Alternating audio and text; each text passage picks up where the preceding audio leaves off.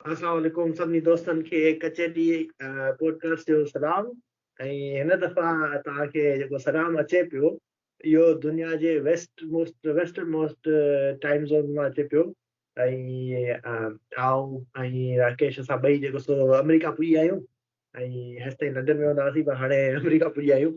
ऐं राकेश शिकागो में ऐं जेको सो कैलिफोर्निया में आहियां ऐं तव्हांखे ठीकु ठाक माना प्यार भरियो सलाम। ऐं शुरू करण खां पहिरीं माना लास्ट टाइम हिकिड़े शेयर सां शुरू कयोसीं ऐं हिन दफ़ा आउं जेको सो हिकिड़ो गानो ॿुधाइणु चाहींदुसि ऐं टॉपिक ते त पोइ ईंदासीं। ऐं हिन जे गाने जो टॉपिक सां कोई बि कनेक्शन कोन्हे बाय द वे। ऐं गानो जेको आहे सो इंडियन गानो आहे पर उनखे आउं ईअं ॿुधाईंदुसि जेको मुंहिंजो सोटु जेको पढ़े जंहिंजो पढ़ियलु लिखियलु ओतिरो वधीक न आहे, सिंधी बि सुठी ईंदी हुयसि ऐं पर इंग्लिश न ईंदी। उन उहो गानो कीअं पिए ॻायो ऐं उहो तव्हांखे ॻाए ॿुधाईंदो। ऐं बिच्छू फिल्म जो गानो आहे।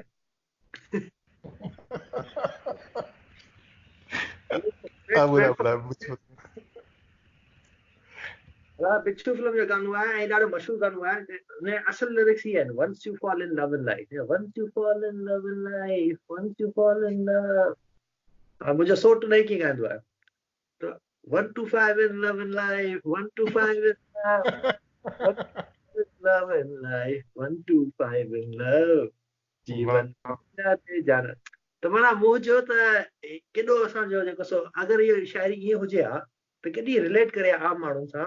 1 to 5 मोटरसाइकिल हूंदी आहे obviously, so 1 to 5 in love त ॾाढो हिकिड़ो रेलिवेंट असांजे ॻोठनि में इहा ॻाल्हि हुजे हा। मुंहिंजे ख़्याल में हुनजो मक़सदु इहो हो त 1 to 5 लव माना त तेज़ पिया वञो इलाही लव में। सही। तुंहिंजो सोट जो नालो छा आहे? यार उनखे हींअर जेको सो अगरि पाण हुनखे हिकिड़े पासे था कयूं नाले खे न त मुंहिंजो ॻोठ वञणु बैन थी वेंदो। ठीकु आहे, इन एनोनिमाइज़ कयूं था तो आहे he is one of my cousins पर हाणे केरु आहे उनखे पाण जेको एनोनिमाइज़ था कयूं।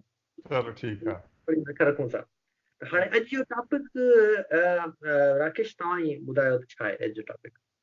यार टॉपिक मूं सोचियो छो त पाण ॿई अमेरिका पहुची विया आहियूं काफ़ी टाइम खां पोइ। अमेरिका में जो जेको सरदार आहे न प्रेसिडेंट जेको आहे उहो डोनाल्ड ट्रम्प आहे। वॉरलॉर्ड जेको बि चीफ गुंडो चइजे डोनाल्ड ट्रम्प आहे। त ट्रम्प जे अमेरिका जे बारे में अॼु ॻाल्हि कयूं। मूं सोचियो पाण हिन महिल ताईं पंहिंजी पॉडकास्ट में हिन टॉपिक खे अवॉइड कयो पर हाणे अमेरिका में पहिरियों दफ़ो पॉडकास्ट था कयूं पिया त सोचियो त हिन ॻाल्हि ते अॼु शुरू कजे ॻाल्हि। There can't be anything more American than discussion about President Trump. Really? तोखे ईअं लॻे थो पियो त अमेरिका ट्रम्प सां रिप्रेज़ेंटेड आहे? इट्स इंटरेस्टिंग छो त तुंहिंजो प्राइमरी जेको घर आहे अॼुकल्ह यूके में आहे। मुंहिंजो प्राइमरी घर काफ़ी टाइम खां शिकागो में रहियो आहे। सही आहे। या शिकागो एरिया में रहियो आहे चवणु खपे। सही आहे। असां में जो पर्सपेक्टिव काफ़ी मुख़्तलिफ़ आहे छो त विच में अटलांटिक ओशन आहे त तुंहिंजो जेको पर्सपेक्टिव हूंदो उहो अक्रॉस द अटलांटिक वारो हूंदो। मुंहिंजो पर्सपेक्टिव उहो हूंदो जेको डे टू डे लिव ऐं ब्रीथ थो कयां पियो हिन ट्रम्प जे अमेरिका खे। It should be interesting. चलो पाण सोचो इहो त तूं सवाल पुछते मां जवाबु ॾींदुमि पोइ उन मां कचहरी करंदासीं। पिच त कर न कुझु को फ्रेमवर्क ठाहे। यार मां जेको आहे न मां असल में वेठो हुअमि कुझु टाइम अॻु जी ॻाल्हि आहे। हिकिड़ी जॻह ते दोस्तनि सां वेठो हुअमि लंडन में, ठीकु आहे न। मां वापसि अचां पियो, मुंहिंजो प्रोग्राम हुयो वापसि अचण जो शिकागो में।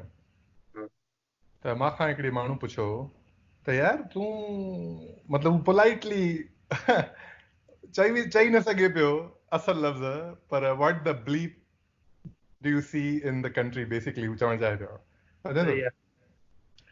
पुछे पियो छो थो वञे पियो वापसि पाकिस्तान, इहो पाकिस्तान वापसि अमेरिका, तूं एॾो सारो तव्हांजो मुल्क जो सरदार प्रेसिडेंट इहो वेठो आहे काको चरियो ख़तरनाक। मतिलबु दैट्स द पर्सपेक्टिव उन माण्हू जो इहो त मतिलबु why would you ever want to live in a country like that जेका ट्रम्प जहिड़े माण्हुनि खे इलेक्ट करे वठे। ऐं इहो कॉमन सेंटिमेंट आहे। मां हिकु ॿिनि माण्हुनि खे पुछियो आहे ऐं मां हुनखे जेको जवाबु ॾिनो उहो थोरो हिस्ट्री में बि काउस्ड हुयो, थोरो ऑप्टिमिज़म जेको फंडामेंटल आहे मुंहिंजे अंदरि उन में बि काउस्ड हुयो, ठीकु आहे। थोरो उहो इन में बि काउस्ड हुयो त असुल जेका इलेक्शन थी उन में हिलरी क्लिंटन जा एक्चुअली 3 मिलियन वोट्स वधीक हुया, ठीकु आहे न ट्रम्प खां जेकॾहिं तव्हां सिर्फ़ु नंबर्स खे ॾिसो त अमेरिका जे माण्हुनि ट्रम्प जी फिलॉसफी खे ट्रम्प जी आइडियाज़ खे रिजेक्ट कयो इलेक्शन में प्योर नंबर ॾिसंदव हाणे सिस्टम अहिड़ो आहे जेको पोइ बि हिकिड़ो माण्हू जेको 3 मिलियन वोट घटि थो वठे 3 लख घटि वोट वठे थो पोइ बि उहो प्रेसिडेंट थो थी वञे त हाणे सिस्टम जी बि हिन में मसइलो आहे मतिलबु इट्स मोर अबाउट मुल्क जो मसइलो घटि आहे जंहिं तरीक़े सां पॉलिटिकल सिस्टम बिल्ड थियल आहे उन मुल्क जे अंदरि उनजो मसइलो मुंहिंजे ख़्याल में वधीक आहे इट्स मोर ऑफ ऐं कंहिं लेवल ते ट्रम्प में बि सिम्टम हुजे हा न छो त पॉलिटिकल सिस्टम सही अकासी नथो करे पियो एक्चुअल विशिस जी माण्हुनि जी सम्झो न ॻाल्हि खे ऐं अहिड़े पोइ अहिड़े सिस्टम जेकॾहिं अहिड़ो सिस्टम जेको अहिड़ो ई हलंदो जेको अकासी न कंदो त अल्टीमेटली इन क़िस्म जा ई आउटकम्स निकिरंदा माण्हू बदल थी करे पोइ फ्रस्ट्रेशन में अची करे चवंदा ठीकु आहे let's get this guy to come and he will fix everything. At least that's what the promise was, right? Trump जो इहो ई हो न त मूंखे तव्हां इलेक्ट कयो सॼा मसइला मां हल कंदो तव्हांजा न हुन पंहिंजी कैंपेन त इहा ई हलाई हाणे आए खां पोइ माण्हू रियलाइज़ कयो आहे त जेको आहे मसइला हल त न कंदो अञा वधाईंदो मसइला हल ऐं वधाईंदो आयो आहे मुंहिंजे ख़्याल में खोड़ सारा मसइला वधाईंदो आयो आहे न पर हींअर रिसेंटली त इहो ॿुधण में पियो त यूएस जी हाईएस्ट एम्प्लॉयमेंट लेवल अॼु माना हाणे रिसेंटली डिक्लेयर थी आहे एवर हा उहो उन जेको मैट्रिक आहे न उहो इंटरेस्टिंग मैट्रिक आहे जेको अनएम्प्लॉयमेंट जो जेको मेजर आहे न उहो माप वरंदो आहे त अहिड़नि माण्हुनि खे जेके एक्चुअली हिन वक़्तु एक्टिवली एम्प्लॉयमेंट ॾिसनि था पिया हा न सही आहे न अच्छा हा त ट्रम्प खे इलेक्ट करण वारा जेके माण्हू हुया मिसाल तौर फॉर एग्जाम्पल खणो न उहो वधीक they tend to be older सही आहे न जेके डेमोग्राफिक एनालिसिस कंदो न ट्रम्प जे सपोर्ट बेस जो त उहो वधीक उहे माण्हू आहिनि जेके उन में जेके they tend to be older exact number मुंहिंजे ज़हन में न आहे त I wouldn't coat a number हा पर जनरली उहे कोड़ा हुआ त एक्चुअली अनएम्प्लॉयमेंट इट्स ट्रू घटि आहे हिन वक़्तु by the way by and large पर उहो that number should be looked at with a caveat अहिड़ा खोड़ माण्हू जेके लेबर फोर्स मां निकिरी विया आहिनि जेके हिन वक़्तु जॉब्स ॻोल्हनि ई नथा उहे डिसअफेक्ट थी करे उहे हलिया विया उन्हनि जेको आहे न नौकिरी ॻोल्हणु बंदि करे छॾी उहे उन नंबर में रिफ्लेक्टेड न आहिनि ठीकु आहे न ये लॉन्ग टर्म इम्पैक्ट कराए पाइन हा ऐं ॿियो हा उहे लॉन्ग टर्म अनएम्प्लॉयड आहिनि उहो उनजो हिकिड़ो मैट्रिक बि आहे ॿियो बि आहे उहो हाणे एग्ज़ैक्ट उहो बि घटि थियो आहे ओवर द ट्रम्प पीरियड पर उहो एतिरो घटि न आहे that's one thing I would say ॿियो इहो मां चवणु चाहींदुमि त मुंहिंजे ख़्याल में मेजर जेको आहे न लेबर मार्केट जी हेल्थ जो जेके वेजिस आहिनि न उन्हनि जी ग्रोथ खे ॾिसणु खपे छो त unemployment is like a catastrophe जेका 2008 में थी उनखे कवर करण में त ओबामा इयर्स में it use to make sense त तव्हां अनएम्प्लॉयमेंट नंबर खे कॉन्स्टेंटली तव्हां वॉच कयो छो त तव्हां हिकिड़े कैटास्ट्रॉफिक इवेंट में विया हुयो न त रिकवरी जो जेको प्रोसेस आहे उनखे मेजर करण लाइ may be you need to measure unemployment सही आहे न त बाबा रिकवरी केतिरी न थी हाणे उहा रिकवरी त ओबामा इयर्स में थी वई हुई जेका थियणी हुई है न ओबामा जे दौर में 2008 खां वठी 2016 जे टाइम में रिकवरी अनएम्प्लॉयमेंट ऑलरेडी जेका आहे फुल एम्प्लॉयमेंट लेवल्स ते अची वई जेके थ्रेशोल्ड्स न आहिनि न इकोनॉमिक्स जा उन ते अची वई उन खां जे ख़्याल में जेको हेल्थ ऑफ लेबर मार्केट आहे उहा मेजर करणु खपे वेज ग्रोथ सां त उहा एतिरी हाई न आहे उहा जेका हिस्टोरिकली वेज ग्रोथ रही आहे ओतिरी हाई न आहे again it's better than Obama years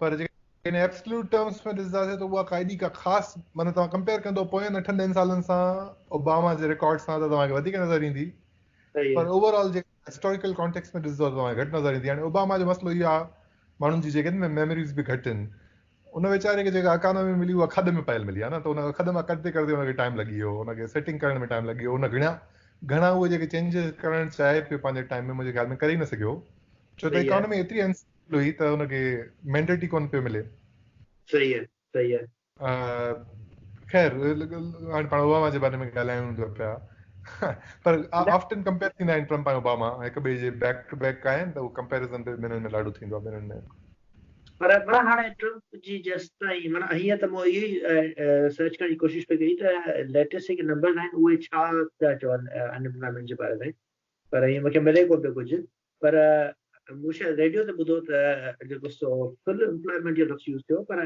unemployment definitely माना डिक्रीज़ त थी आहे पर हाणे हुन में गिग इकोनॉमी बि हिकिड़ो इलाही रोल मुंहिंजे में प्ले करे थी त जेके ज़ीरो आवर कॉन्ट्रैक्ट आहिनि माना you get a job if you get a job if U don't get a job माना जीअं उबर जी नौकिरी आहे या जेके डिलीवरी वारियूं कंपनियूं आहिनि डिलीवरू आहे ठीक आहे त इहे जेको so if you get a job you get a job if U don't get a job U don't get a job ठीक आहे त उनखे बि उहे माना त अॼु खां 5-6-8 साल पहिरीं उहे अनएम्प्लॉयड मां काफ़ी माण्हू हुजंदो आहे हाणे they call themselves employed because उनखे मैसेज अचे थो पंहिंजी ऐप ते त उहा ही तव्हां खाधो खणी करे हिन घर ताईं पुॼाइणो आहे ऐं उहो पुॼाइनि था कुझु पैसा मिलंदा कुझु टिप मिलंदा that's also a factor in this right हा इकोनॉमिक्स फंडामेंटली मुल्क जी चेंज थी आहे जेको इकोनॉमी जी जेके बुनियादूं आहिनि न उहे चेंज थी वियूं आहिनि कंहिं लेवल ते पर मुंहिंजे ख़्याल में गिग इकोनॉमी एॾो वॾो फैक्टर कोन्हे जेतिरो कॾहिं कॾहिं चयो वेंदो आहे मुंहिंजे ख़्याल में अगेन मतिलबु आहे एट द एजिस आहे पर जेकॾहिं तव्हां उबर ऐं लिफ्ट जी टोटल कंबाइंड मार्केट वैल्यू खे बि ॾिसंदव त उहो एॾो वॾो उन्हनि जो फैक्शन कोन्हे आहे न उहो विदिन 100 बिलियंस जे अंदरि अंदरि हाणे अमेरिका जी इकोनॉमी अलाए घणा $7-8 ट्रिलियन जी GDP आहे उन में drop in the bucket I mean if U think about the entire economy है ना त हा चेंज थिए पई चेंज थी बि आहे कुझु फंडामेंटल वेज में बट एॾो अनएम्प्लॉयमेंट ते जेके लॉन्ग टर्म कॉन्सिक्वेंसिस आहिनि उहे फोर्सिस जेके आहिनि न जेके हुनखे अफेक्ट करनि थियूं पियूं उहे they are beyond Trump obviously उहे ट्रम्प जो उन्हनि सां घणो तालुक़ु कान्हे आई डोंट थिंक सो पर मुंहिंजे ख़्याल में अगेन आई मीन ट्रम्प जो जेको सभिनी खां वॾो इफेक्ट रहियो आहे न उहो सोशल रहियो आहे जेको ट्रम्प ऐं पॉलिटिकल रहियो आहे ऐं जो इकोनॉमिक इफेक्ट एतिरो आहे कोन इकोनॉमी जेका आहे न ऑफ्टन पॉलिटिशियंस जेके न क्रेडिट बि खणंदा आहिनि ऐं ब्लेम कंदा आहिनि पर जनरली ॾिठो वञे अमेरिका जहिड़े मुल्क में एॾो असरु हूंदो न आहे प्रेसिडेंट जहिड़े माण्हू जो छो त एतिरो डिस्ट्रीब्यूटेड आहे सिस्टम डिसीजन मेकिंग एतिरी डिस्ट्रीब्यूटेड आहे स्टेट्स एंड फेडरल लेवल ते हर शइ में त को हिकु माण्हू एॾो वॾो मेजर शयूं करे कोन थो सघे जेके पंहिंजूं हुनजी पंहिंजी साइकिल्स आहिनि न मार्केट जूं अप एंड डाउन काफ़ी वेल एस्टेब्लिश्ड ऐं स्ट्रॉन्ग आहिनि maybe reverse direction में influence हुजे जो businesses गवर्नमेंट खे इन्फ्लुएंस कंदी हुजे गवर्नमेंट एतिरो नथी इन्फ्लुएंस करे हा इनफैक्ट कंदियूं आहिनि स्पेशली अगेन अमेरिका में वधीक कंदियूं आहिनि छो त हुन रीज़न इहो आहे त अमेरिका जा जेके आहिनि न बिज़नेस सेक्टर जेको प्राइवेट सेक्टर आहे काफ़ी स्ट्रॉन्ग आहे ॿियनि मुल्कनि जे कंपेरिज़न में इकोनॉमी जो वधीक वॾो हिसो आहे वॾो फ्रैक्शन आहे प्राइवेट सेक्टर खां अच्छा हाणे मूंखे हिकिड़ी ॻाल्हि जेका सम्झ नथी अचे उहा इहा आहे त माना ऑब्वियसली इहो त हिकिड़ो वेल एस्टेब्लिश फैक्ट आहे माना अॼुकल्ह जो त अमेरिका इलाही डिवाइडेड आहे ऐं इलाही वधीक में वधीक पोलराइज़ थींदो पियो वञे ठीकु आहे ऐं स्पेशली माना ट्रम्प जे मुद्दे ते ट्रम्प जे टॉपिक ते अञा वधीक ई डिवाइडेड आहे ठीकु आहे हिकिड़ा माण्हू एक्सट्रीमली अगेंस्ट ट्रम्प आहिनि हिकिड़ा एक्सट्रीमली प्रो ट्रम्प आहिनि ऐं हिकिड़ो इन्हनि सभिनी माना इन्हनि कॉम्प्लेक्सिटी इन्हनि प्री कंसीव नोशन्स खे हटाए करे अगरि माण्हू ऑब्जेक्टिवली ॾिसे ठीकु आहे न I want to see it objective. I'm not emotionally tied because मुंहिंजो concerns बि आहिनि जीअं तव्हां ॿुधायो लंडन में थो रहां मुंहिंजो मुंहिंजा अलॻि मसला आहिनि ठीकु आहे ऐं I'm not tied to this. I want to see at this problem in a very objective way.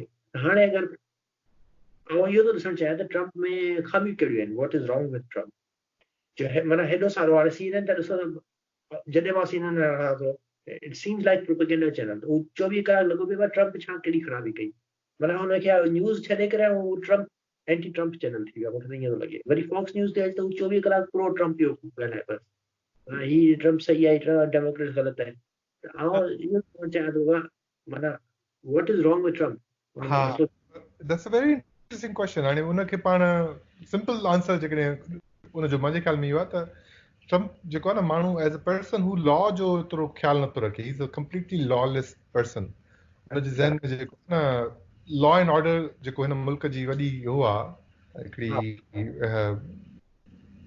वॾी ख़ासियत आहे उनखे उहो इग्नोर थो करे पाए हुनजे करे हिन वक़्तु इम्पीच बि करे था पिया न कांग्रेस वोट कयो आहे इम्पीच करे था पिया इल्ज़ाम लॻायो आहे एंटी छरो भरू कोन था करे पिया, हुनजा पूरा एविडेंस मौजूद आहिनि। हू छा थो करे पियो, जेका फॉरेन एड यूक्रेन खे जेका एलोकेटेड हुई, कांग्रेस बाक़ाइदा फंड कयो बाय लॉ, उहो रोके पियो इन जे लाइ त चए पियो त उन्हनि खे जेको ज़ेलेंस्की आहे यूक्रेन जो जेको प्रेसिडेंट आहे, उनखे चए पियो त तूं मुंहिंजे पॉलिटिकल ओपोनेंट जे ख़िलाफ़ केस खोल, न खोली त तुंहिंजी मां फॉरेन एड रोकींदुमि। Now this is wrong. मतिलबु इहो जेको आहे न, ऐं हिन जो सॼो एविडेंस मौजूदु आहे। जेके हुनजे आसपास माण्हू आहिनि सभिनी ॻाल्हायो आहे। टैक्स पेयर जो पैसो पंहिंजे पर्सनल इंटरेस्ट लाइ यूज़ करे, पंहिंजे पर्सनल इंटरेस्ट, पंहिंजे पॉलिटिकल इंटरेस्ट लाइ यूज़ थो करे पियो। That's like, I think that's wrong. मुंहिंजे ख़्याल में इहा ख़राबी आहे। हाणे तूं CNN जे बारे में छा थो चए, फॉक्स छा थो चए, उहो पंहिंजी जॻह ते, पर that's not what U associate America with. America जा पॉलिटिशियंस इन क़िस्म जी हरकतूं कंदा आहिनि। पाकिस्तान में हुजऊं त पोइ बि ठीकु आहे यार, वॾेरे ईअं कयो। हे वरी उहा हरकतूं थी वियूं न। ही वॾेरे वारी ॻाल्हि थी वई। हा, वॾेरे वारी ॻाल्हि थी न। बाबा तूं माना ट्रम्प चवंदो आहे त ॿियो हुनजो ज़हन इहो आहे त मुंहिंजे तव्हां गुड फेवर्स में आयो त तव्हां अप एंड अप हो, मुंहिंजे पर्सनल गुड फेवर्स में न आयो त तव्हां डाउन एंड डाउन हो। सम्झो त हर शइ माना एॾो सेल्फ सेंटर्ड आहे, माना उन खां शइ शुरू थिए थी, उन खां शइ ख़तम थी थिए। त हुनजा जेको बयान बि ॾिए थो, माना पर्सनली बयानु ॾींदो आहे न, माना हे माण्हू ट्रेटर आहे, इन जे करे छो त हू मुंहिंजे ख़िलाफ़ ॻाल्हाए थो पियो।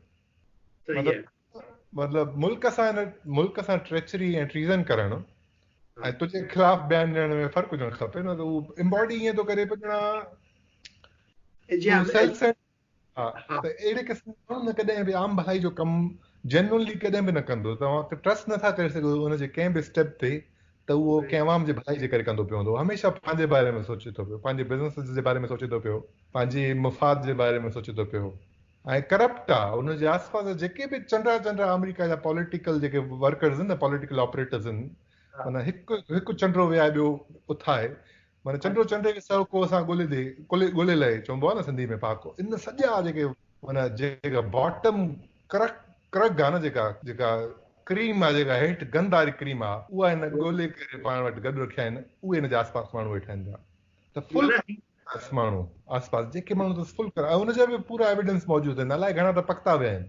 के माण्हू डोमेस्टिक वायलेंस जा केसिस थिया आहिनि किन माण्हुनि ते, के माण्हू जेके आहिनि उहे मीटू में फाथा आहिनि हिन जे आसपास जा माण्हू। मतिलबु a man is known by the company he keeps, right? If you judge by the company Trump keeps, ठीक आहे न, त पोइ बि वॾी हिकिड़ी इंडाइटमेंट उन जे मथां अची। But that's a character thing आहे न, त उहो कहिड़े क़िस्म जे माण्हुनि सां हैंग अराउंड करे थो पियो। I try to remain objective also. मां जो को जानी दुश्मन न आहे ट्रम्प, पर मां सोचींदो आहियां त यार हिन मुल्क में असां रहूं था पिया, माण्हू त को अहिड़ो हुजे न जेको वॾेराशाही खां त मथे हुजे, सफ़ा न को जंहिंखे पाण वटि हूंदा वॾेरो आहे उहो कंदो सभु कुझु, उहो कमु त न लॻो पियो। रूल ऑफ लॉ जो पंहिंजो कुझु हुजणु खपे न सिस्टम। ठीकु। माना हाणे जीअं माना ही बेसिकली ईअं थो चए जीअं लुई 14 जेको फ्रांस जो अज़ीम बादशाह हो, हुनजो आई एम स्टेट। ही चए थो माना मूंसां गद्दारी कयो था त तव्हां अमेरिका सां जा ट्रेटर थी वियो। ईअं ई आहे। पर हिन मुल्क खे छा सही कुझु शयूं हिन सही कोन कयूं? फॉर एग्जाम्पल जेको चाइना सां जेको हिन ट्रेड वॉर शुरू कई आहे, isn't that a concern? China जेको टेक्नोलॉजिकली एतिरो कम्पीट पियो करे US सां, ऐं एतिरो थ्रेटन बि करे पियो, ऐं उनजा इंटरेस्ट बि कॉन्फ्लिक्ट कनि था अमेरिका सां, ठीकु आहे?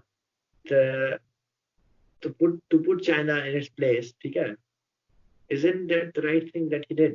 For example, I would say that is the absolute wrong thing to do and absolutely the wrong way to do it. ॿई शयूं ग़लति आहिनि। जेको करे पियो उहो बि ग़लति आहे, जंहिं तरीक़े सां करे पियो उहो बि ग़लति आहे। अच्छा, उहो ग़लति इन जे करे आहे जेको करे पियो चाइना सां आहे एग्ज़ैक्टली जी चवंदो न, to put quote unquote China in its place. China 1.25 अरब मुल्कनि जो मुल्क आहे न, माण्हुनि जो मुल्क आहे न। उहो उनखे उनजो हक़ आहे त उहो पावर बणे ऐं लीग ऑफ नेशंस में पंहिंजो जेको उनजो रिप्रेज़ेंटेटिव फ्रैक्शन आहे पावर डायनामिक्स में, दुनिया जे पावर डायनामिक्स में उहो अचे। उनजो हक़, मुंहिंजे ख़्याल में उनजो हक़ आहे। That's a separate thing. त हाणे हुनजो इंटरनल सिस्टम कीअं आहे तव्हांखे रूल ऑफ लॉ जो मसलो आहे या चाइना जे अंदरि फ्रीडम ऑफ एक्सप्रेशन जो मसलो ॿी ॻाल्हि आहे, पर ट्रम्प उनजे करे त हुनजे मथां नथो करे. That's not the thing he is doing. हुनजो क्रिटिसिज़म इहो त न आहे त उइगर जेके मुस्लमान आहिनि चाइना में उन्हनि जे ख़िलाफ़ जेको आहे चाइना जी गवर्नमेंट एक्शन थी खणे पई, which is a wrong thing. Trump जो मसलो त इहो आहे त असांजी कंपनीज़ खे तव्हां एक्सेस छो नथो ॾियो पिया न. हा, तव्हां असांखां तव्हां पावर छो था खसो पिया अमेरिका खां. दैट्स नॉट अमेरिका जी का हेजमनी न हुजणु खपे सॼी दुनिया ते. इट्स ओनली राइट त चाइना वधे साइज़ में. उनखे उनजी जॻह रखण जी काई ज़रूरत नाहे. ऐं जंहिं तरीक़े सां करे पियो, तव्हां डिप्लोमेसी कंदा हुओ जॾहिं, चलो तव्हां suppose that's the objective of a country, करण बि चाहे थी पई, सपोज, ठीकु आहे न. That's not the way to do it. That's not how you do diplomacy. That's not how you play the game, right? He tweet कंदो आहे, मार्केट्स अप एंड डाउन थी वेंदियूं आहिनि, हिनजे पंहिंजे एडवाइज़र्स खे ख़बर न हूंदी आहे त हिन ट्वीट छा कयो, करे छॾींदो आहे. पॉलिसी जेको आहे day to day complete chaos में आणे छॾींदो आहे सॼी पंहिंजी कैबिनेट खे. That's not the way to do things, right? माना प्रोसेस आहे. गवर्नमेंट आहे एॾी सारे मुल्क जी, एॾो सारो वॾो मुल्क आहे अमेरिका, उनजी गवर्नमेंट आहे, उनजा प्रोसेसिस बिल्ड थियल आहिनि. उन्हनि प्रोसेसिस बि डैम्ड. हे ईंदो आहे बसि ट्वीट करे वेठो हूंदो आहे, बकवास कंदो वेठो हूंदो आहे मीडिया ते. That's not how U run a country of this magnitude, right? Specially when U deal सच अ सेंसिटिव थिंग. अॼु चाइना ॾिस न जंग जे मूड में, अॼु जी तारीख़ में कोन्हे, पर सोच तूं चाइना ऐं अमेरिका जी जेकॾहिं अॻिते जंग थिए, ॿ वॾा सरदार जेकॾहिं पाण विढ़िया त पाण लूसी लपाती वेठा आहियूं सिंध में, पाण छा हाल थींदो? पाण जहिड़े नंढा जेके एरियाज़ आहिनि, हा न, जेके एतिरा पावरफुल न हूं लीग ऑफ नेशंस में, त इन्हनि वॾनि जे विढ़ण में वरी पाण मरदासीं, हा न. व्यू न आहे. माना जंग जो त को इम्कान हींअर बि कोन्हे, माना इवन ट्रेड वॉर वग़ैरह, पर जंग जो त कोई इम्कान कोन पियो लॻे. It's interesting. जॾहिं 1914 में फर्स्ट वर्ल्ड वॉर शुरू थी न, त 1900 जॾहिं सन 1900 लॻियो न, 1900 में 14 सालनि में एॾी वॾी जंग थींदी, कंहिं बि यूरोपियन पावर न सोचियो हुयो, ठीकु आहे न. पर पोइ थींदो छा आहे, इन जे लाइ तव्हांखे लीडरशिप खपंदी आहे जेका इन रेज़ेंटमेंट्स खे बिल्ड न थियण ॾे, हा न. तव्हांखे सही डायरेक्शन में रखे. तव्हांखे जंग खां ईअं न आहे त जंग थियण लाइ ईअं न आहे त तव्हां जहाज़ मोकिलींदव, उन्हनि जो जहाज़ ईंदो, तव्हां फाइट कंदव, हा न. जंग ताईं पहुचण में खोड़ सारा स्टेप्स हूंदा आहिनि, हा न, ख़ासि तौर ते एॾा वॾा मुल्क आहिनि. त ट्रम्प जेको आहे न, कॉन्फ्लिक्ट जी कंडीशंस खे वधाए थो पियो. उहो कॉन्फ्लिक्ट जी उनखे हवा थो ॾिए पियो, ऐं हरू उनजो का तुक बि न आहे मुंहिंजे ख्याल में. माना हाणे अगरि जंग जी जेका बॉटम लाइन आहे उहा वर्ल्ड वॉर 1914 फर्स्ट ऐं सेकंड जेके लॻी, उन में माण्हुनि ते, त उन में जर्मनी खे रियलिस्टिकली लॻो त असां वर्ल्ड जो बैलेंस चेंज करे सघंदा ऐं असां दुनिया ते हकुम थी वेंदा. ठीकु आहे, इहो हुनखे रियलिस्टिक लॻो. ठीकु आहे, ॿिन्ही तॾहिं हुननि एॾी तयारियूं कयूं या जंग बि कई. उनखे रियलिस्टिक इन लाइ लॻो जो militarily Britain was not as far ahead as from the rest of the world as it should have been. ठीक है, जॾहिं त वर्ल्ड वॉर 2 खां पोइ जेको बैलेंस एॾो रीसेट थियो आहे, अमेरिका एॾो एडवांस्ड आहे, माना दुनिया जो ॿियो रूस चाइना में मिलाए छॾ त पोइ अमेरिका हुनखे खाई वेंदो. त realistically China can not even dream, माना ड्रीम में इहो त ऑक्सीमोरन थी वियो, पर उहो सोचे बि नथो सघे त असां को अमेरिका खे ओवरटर्न करे सघंदासीं. So he wouldn't even dare to challenge. मां एॾो कॉन्फिडेंट न आहियां इन असर्शन में. मां तुंहिंजी पर्सपेक्टिव सम्झां पियो, पर मां एतिरो कॉन्फिडेंट न आहियां. मुंहिंजे ख्याल में कॉन्फ्लिक्ट जेके आहिनि न, जेके डेवलप थींदा आहिनि मुल्कनि में, उहे आम तौर ते अनप्रिडिक्टेबल शयुनि जे करे थींदा आहिनि. सम्झे थो ॻाल्हि खे? जॾहिं क्लियर कम्युनिकेशन हूंदी आहे न ॿिनि मुल्कनि जे विच में, ठीकु आहे न, त हर शइ सिधी रहंदी आहे. आमतौर ते that's when you go in to conflict, especially armed conflict, जॾहिं तव्हांजा कम्युनिकेशन सिस्टम ब्रेक डाउन थी वेंदा आहिनि, या जंहिं तरीक़े सां तव्हां कम्युनिकेट कंदा. त ट्रम्प इन्हनि कंडीशन्स खे एक्सलरेट थो करे पियो. हू चाइना जो जेको मिसट्रस्ट आहे न, हुनखे हवा थो ॾिए पियो. चाइना जंग जेका हूंदी उहा टोटली लॉजिकल कोन, उहा रैशनल जंग कोन थी, इरेशनल जंग थी सघे थी. माना खारनि में अची करे जंग थी वई, उहा थी सघे थी, पर रैशनल जंग नथी थी सघे. छो rationally it doesn't stand to reason. त उहा जंग चाइना करे ऐं हुन मां बेनिफिट, कहिड़ी बि जंग चाइना कंदो उन में हू मार खाईंदो, नेट उनखे लॉस थींदो, नेट गेन कोन कंदा. Again we are talking about today, है ना, अॼु खां 10 साल पोइ जी पाण ॻाल्हि नथा कयूं पिया. उहो बैलेंस रीसेट थिए, मिलिटरी बैलेंस रीसेट थिए, उनजी चांसिस घटि लॻ रही जो उहो बैलेंस अमेरिका वटि अहिड़ो एडवांटेज आहे, माना हर को मुल्क every country surrounded by America. Russia खे सिर्फ़ु इहो एडवांटेज आहे, उहो इलाही जॻह तां लैंडलॉक्ड आहे ऐं उनखे इहे बफर कंट्रीज़ आहिनि जेके सोवियत स्टेट्स आहिनि, ठीकु आहे। पर बाक़ी जेके बि जेको चाइना आहे सराउंडेड बाय यूएस एवरीवेयर, ठीकु आहे। जेके China would be East China Sea tie, no? They are not surrounded by everywhere, right? They have sea lanes. They have very good sea lanes. जेको जापान खे थो लॻे इन पासे आहे East China जेको सॼो चाइना जेको ईस्टर्न बॉर्डर था सॼो पाणी आहे न चाइना वटि। कोरिया जापान हिते त जेको सो अमेरिका जी बेसिस आहिनि। हा, पर that's where the conflict might begin. Actually, that's the area where there might be conflict. In उहो ई hypothesized area आहे जिथे जो conflict शुरू थींदो नेवीज़ जे विच में। लिमिटेड थी सघे तो माना लोकलाइज को झड़प थिए। You don't know, मतलब अवकाश छा असां वटि एतिरो एपेटाइट आहे त we should find out. That's what I'm trying to say. Good question. Yeah.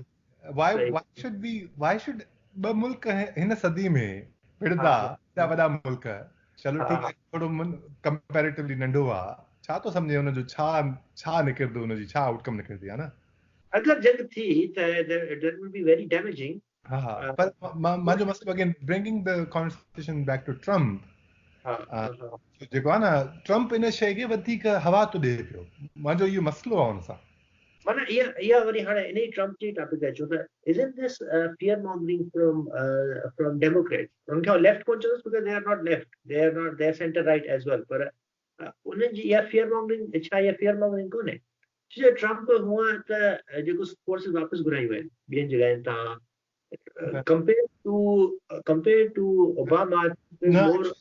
Actually that's not right. जेके numbers is ना net Trump add कयनि troops जेके ॿाहिरि डिप्लॉय थियल आहिनि।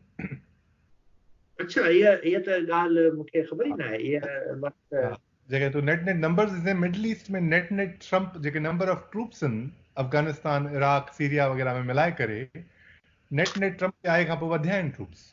अमेरिका जी प्रेजेंस वधी आहे, घटी न आहे। अच्छा, हा, मतलब एडी न आहे वधी, पर 8-10,000 मुंहिंजे ख्याल में को नंबर आहे। I am pretty sure we can find out. माना इज द केस त इहा माना हिकिड़ो हुई जनरली हिकिड़ो इंक्रीजिंग ट्रेंड आहे, पर it has not increase at the same level. या Trump has actively increased troop surge कई आहे, जीअं ओबामा जे टाइम में ट्रूप सर्ज थींदो हो।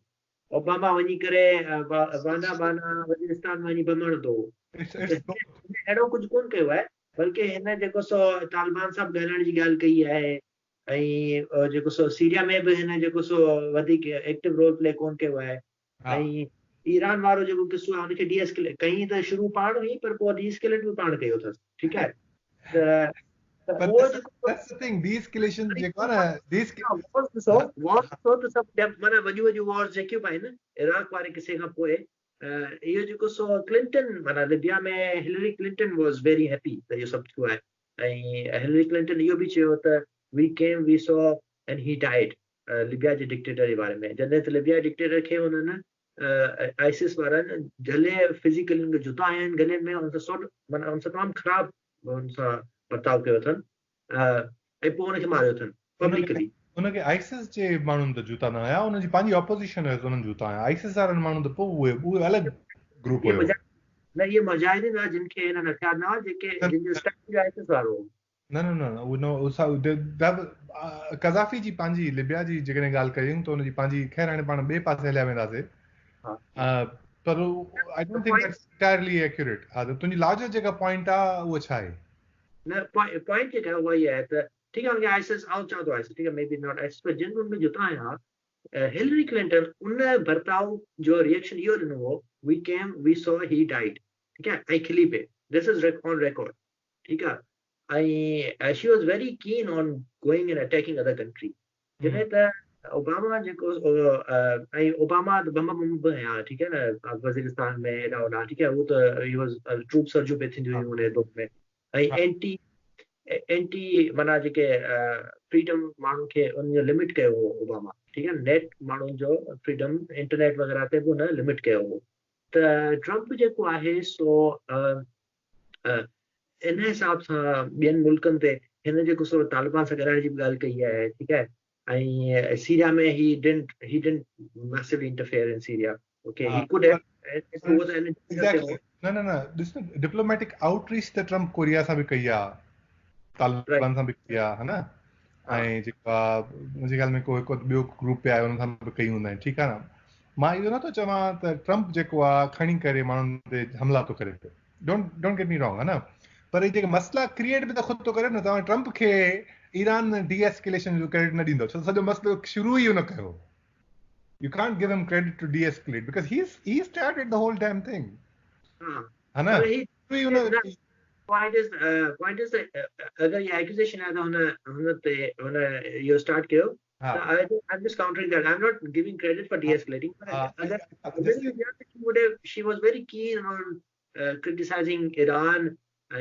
She was very keen on criticizing every other country. मुझे ख्याल मां ये हाणे पाण खे ॿिनि शयुनि में सेपरेट करणो पवंदो थोड़ी देर लाइ. टाइम काफ़ी अॻिते अची वियो आहे, पर ॿिनि शयुनि खे क्विकली सेपरेट करणो पवंदो. हिकु इहो त हिकिड़ी त अमेरिका जी जेका पॉलिटिकल एस्टैब्लिशमेंट आहे न, उहा generally it's hegemonic. They want to go out there and have their weight, है ना? सही है ना? Increasingly hegemonic. हा, बिल्कुलु आहे. पर जेको ट्रम्प अचे थो न, उनखे अञा फर्दर डिस्टेबलाइज थो करे पियो शयुनि खे. ऑन टॉप ऑफ दैट जॾहिं तव्हां ट्रम्प खे रखो था उन मथां, त अञा त हिलरी जी तव्हां हुनखे कुझु बि चओ, उनजो जेको नेचुरल जेको उनजो स्टैंस चलो, she was a hard liner घणी शयुनि ते, पर तव्हां इन शइ खे डिस्काउंट नथा करे सघो त शी इज़ एन इनसाइडर बि रही आहे, सेक्रेटरी ऑफ स्टेट बि रही आहे, she was a chief diplomat. She knows तव्हांखे कीअं गेम खेॾणी आई आहे इंटरनेशनल पॉलिटिक्स जी. पाण ट्रम्प जे बारे में ॻाल्हि था कयूं पिया एज़ इफ पाण खे जेकॾहिं हिलरी मिले आहे त मुल्क कीअं हुजे. दैट्स अ सेपरेट रियलिटी जेका पाण ॾिसी न आहे. मुंहिंजे ख़्याल में इट्स ईज़ी टू ब्लेम और प्रोजेक्ट दीस थिंग्स कंहिं माण्हू जे मथां जॾहिं तव्हां ॾिठो ई न आहे, हा न? पोइ ओपिनियन था थी वञनि. ट्रम्प त तव्हांजे साम्हूं फैक्चुअली मौजूदु आहे न इन फ्लैश, त उहो कहिड़ियूं हरकतूं करे थो पियो. सम्झो था ॻाल्हि खे? हिलरी जेको करे आहे तो करे, हाणे ख़बर न आहे, अलाह खे ख़बर या न छा थिए आहे. What we talked about the like she went to war in Libya. Sagi Hillary used to be on a plane, State Department plane जेका वञी करे रिलेशनशिप बिल्ड कंदी सॼे मुल्कनि सां. सागी हिलरी क्लिंटन हूंदी न, जिन नेगोशिएशन कई, पाकिस्तान में अची करे बि नेगोशिएट कंदी, ईरान में अची करे बि नेगोशिएट कंदी. ईरान सां बि नेगोशिएशन में हिलरी क्लिंटन जो रोल हुयो. जॾहिं ओबामा ऐं हुनजी डील थी ईरान, ओबामा जे टाइम में अमेरिका ईरान जी डील थी न, उहा हिलरी क्लिंटन जो हुन में रोल हुयो शुरू प्रोसेस खे. तॾहिं हिलरी कोन्हे, तॾहिं ॿियो हमरा हो, केरी बाद में आयो हुयो. डील्स जेके हिकु ॾींहं में त कोन थींदियूं आहिनि. जेको शुरू थियो न प्रोसेस कतर में, कतर प्रोसेस जंहिंखे चइबो आहे, उहो शुरू हिलरी जे टाइम में थियो. जेको तालिबान सां डिप्लोमेसी आहे न, उहा हिलरी जे टाइम में शुरू थी आहे. 2011 में डिप्लोमेसी शुरू थी आहे. But she's not credited as a pacifist को हुनजी पब्लिक पर्सोना इहो न आहे. हा, न हुन सॼे करियर में जेका पेसिफिस्ट अचीवमेंट्स हुनजी न आहे, क्रेडेंशियल्स आहे. हुनजो पब्लिक पर्सोना न आहे. अचीवमेंट खे हिकिड़े पासे लॻाए, ठीकु आहे न? Achievement is a hard thing to prove और डिसप्रूव. छो त हिकिड़े माण्हू जो कोई वॾो फ़र्क़ु न हूंदो आहे न. अल्टीमेटली क्रेडिट जेकॾहिं पीस डील थिए थी ईरान ऐं अमेरिका जे विच में, त तव्हां क्रेडिट ॿुधायो त ओबामा खे ॾींदो, त बाबा लीडरशिप हुनजी हुई. हाणे पोइ केरी वेठो या हिलरी वेठी, उहो बाद जी ॻाल्हि आहे, न? हिते बि अल्टीमेटली क्रेडिट या ब्लेम तव्हां ट्रम्प खे ॾींदो, बाबा ठीकु आहे, उहो वेठो आहे, न? मथां That's right. Not solving problems, he's adding to them. Iran सां जेका डील थियल उहा सटे छॾियईं, वरी जंग में लॻो पिया. So you know, you can't, it's like खैर कंपैरिजन ई कोन्हे. खैर हाणे दैट्स ट्रम्प्स अमेरिका. हे ट्रम्प जो अमेरिका जेको आहे न, इहे हाल आहिनि त हू इरेटिक आहे. हू हुनजो डिसीजन मेकिंग जो को स्टाइल एतिरो इरेटिक आहे, ख़बर ई नथी पए अॼु छा खाई करे सुभाणे छा करे. अच्छा, हाणे हिकिड़ी ॿी माना ॻाल्हि मूंखे पुछणी आहे त हाणे जेको अपकमिंग इलेक्शन आहे उनमें छा सिचुएशन आहे, ट्रम्प जो छा चांसेस आहिनि, ऐं डेमोक्रेटिक कैंडिडेट्स आहिनि उन्हनि जी छा सिचुएशन आहे? अगरि मुंहिंजो थोरो ब्रीफ कर. आई हैव नो आइडिया उते छा पियो थिए.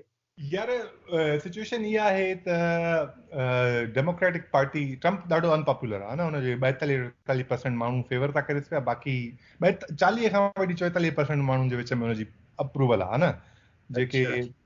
जेके माना 50 खां 56% माण्हू हुनजे जनरली ख़िलाफ़ रहिया आहिनि, हुनखे अप्रूव नथा कनि हुन जॉब खे. त जेकॾहिं तव्हां ओवरऑल नंबर्स खे ॾिसो न, कोर्स लेवल ते त को कहिड़ा एस्टिमेट्स आहिनि त ही मतिलबु पोएं फेरे 3 मिलियन वोटनि सां हाराए वियो हिन फेरे मतिलबु 5 मिलियन वोटनि सां हाराए वञे। पर मसइलो इहो आहे त वरी अमेरिका जो जेको सिस्टम आहे न उहो ॿिए नमूने डिज़ाइन आहे, इलेक्टोरल कॉलेज जे बेसिस डिज़ाइन आहे न। त डेमोक्रेट्स जेके न उहे पंहिंजो कैंडिडेट अहिड़ो ॻोल्हनि जेको उन्हनि एक्चुअल क्रूशल स्टेट्स में खटी सघे त पोइ उहे कामयाबु थींदा।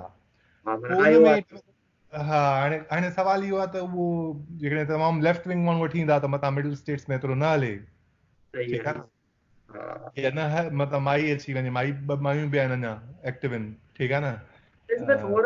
seen as left wing, left wing तो कोई कोने डेमोक्रेट्स में, पर is perception छा है उनजो?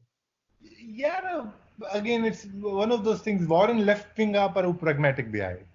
मतलब हू उनजो हिस्ट्री अगेन तूं ॾिसंदे न ट्रैक रिकॉर्ड रहियो आहे त उहो आहे she is all about accomplishing something, माना पोइ पर उहो इहो आहे त उहा हिते उनजो ज़रूरी न आहे त उहा बाय पार्टिज़न हुजे, हू जेका आहे न हू मसल फ्लेक्सर आहे ऑन द लेफ्ट साइड, सम्झो था ॻाल्हि खे। शी इज़ लाइक जीअं हू हूंदा न चेनी हूंदो, डिक चेनी, पहिरियों करे छॾ पोइ कांग्रेस ॾे वेंदासीं, सम्झो था ॻाल्हि खे। She is the equivalent of that on the left side.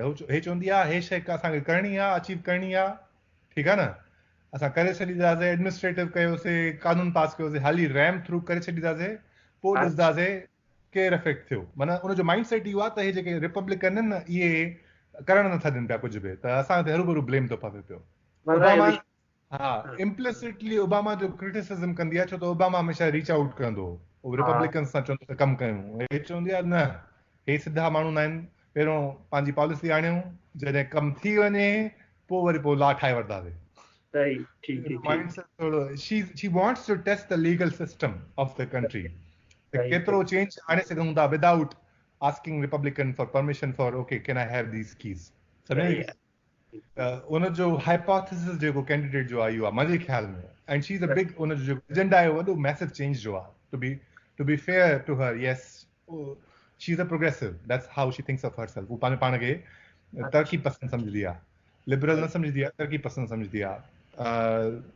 ऐं या सो दैट्स हर, पर हू इनसाइड गेम बि ॼाणे थी पई वॉरेन सुठी आहे हूअं कुझु लेवल ते ॾिठो वञे। फॉरेन पॉलिसी में बि she is much more moderate, hawkish न आहे एतिरी मुल्क खे। कोरोना जी ॻाल्हि नहीं कई टेक कंपनी खे, कोरोना जी ॻाल्हि है। हाँ टेक कंपनीज के ब्रेकअप करण, हॉकिश आहे थोड़ी, हॉकिश आहे घणनि शयुनि में, हॉकिश आहे थोड़ी, तिखी आहे, पर उहो चवे थी त ॿिया न त पावर असांखे मिले ई नथो, माण्हुनि जी जेका आहे न ॻाल्हि कमु थिए कोन थो, उहो ई चए। सही। अच्छा ॿियो हू जेको पोड़ो आहे उनजे छा चांसिस आहिनि? पोड़ा त पोड़ा आहिनि में डेमोक्रेट्स में, हिकिड़ो बाइडन आहे, हिकिड़ो बर्नी आहे, कहिड़ी जी ॻाल्हि थो पुछे? बर्नी बि लेफ्ट विंग आहे, पर बर्नी जेको आहे उहो रेवोल्यूशनरी आहे। बर्नी एलिज़ाबेथ वॉरेन जे बि कंपैरिजन में वधीक लेफ्ट विंग आहे। बर्नी जेको आहे न उहो डेमोक्रेटिक सोशलिस्ट सॾाईंदो आहे पंहिंजो पाण खे। हू चवंदो आहे त मतिलबु उहो अञा वधीक लेफ्ट विंग आहे, ऐं उहो मतिलबु उहो ख़बर न आहे बर्नी खटी सघंदो या न। I mean it's a very big question. खैर खटी सघण लाइ त एलिज़ाबेथ वॉरेन जी बि ख़बर न आहे खटी सघंदी या न। वोट इन ॿिन्हिनि खे आई एम श्योर ट्रम्प खां वधीक मिलंदा वोट, आहे न, pure voting number of votes. सवाल इहो आहे can they win the right set of status. उन हिसाब सां वरी बाइडन जेको आहे न वधीक हो आहे, वधीक फेवरेबल आहे, छो त ओबामा जी वाइस प्रेसिडेंट रहियो ऐं ही इज़ लाइक एस्टेब्लिशमेंट जी क्रीचर आहे बाइडन। हू घणो चेंज नथो आणणु चाहे, ऐं उनजी जेका पॉपुलैरिटी आहे, पर उहो it needs to be tested. हाणे कुझु महीने जे अंदरि आयोवा कॉकस थींदो, थी सघे थो पाण हिकिड़ी ॿी पॉडकास्ट करणी पए हिन में, गुज़री वञे आयोवा कॉकस जॾहिं, then we can talk about in more detail तो उनमें छा थियो आहे वो कॉकस में। सही। I don't know how we are doing with time. जी आऊं 40 मिनट थी आहिनि, थियण वारा आहिनि। मुंहिंजे ख़्याल में हिन एपिसोड खे हिते ख़तमु कयूं। हाणे काफ़ी टाइम खां एपिसोड न बि आयो त मुंहिंजे ख़्याल में बी it's worth doing a bigger one. न त हाणे हिते कंक्लूड कयूं। को लास्ट थॉट हुजे तुंहिंजो तुम ऐड कर भली। न, दिस इज ये कन्वर्सेशन न ख़त्म थियण वारी आहे, ऐं it invariably drawers you in. ठीकु आहे, तव्हां भले न ॿुधो तॾहिं पंहिंजी केॾी डिस्कशन डिघी थी वई, ऐं you know it just it's very divisive inherently. हिकिड़ो ॾाढो माना एक्साइटिंग टॉपिक आहे, ऐं माना जेतिरो माण्हू ऑब्जेक्टिव थियणु चाहे हिन में it's very difficult to be objective. So जो हुनजा international aspect भी आहिनि ऐं local aspect भी आहिनि. Anyways, it was very good. मूंखे त ॾाढो कुझु ॻाल्हियूं सम्झ में बि आयूं, कुझु perspectives बि थोड़ा सम्झण जी कोशिशि कयां पियो. त it's very exciting. चलो ज़बरदस्त. हिनखे ख़तम था कयूं पिया. वरी ठीकु पोइ आहे. सदाईं. ठीकु आहे. चलो ठीक. Okay.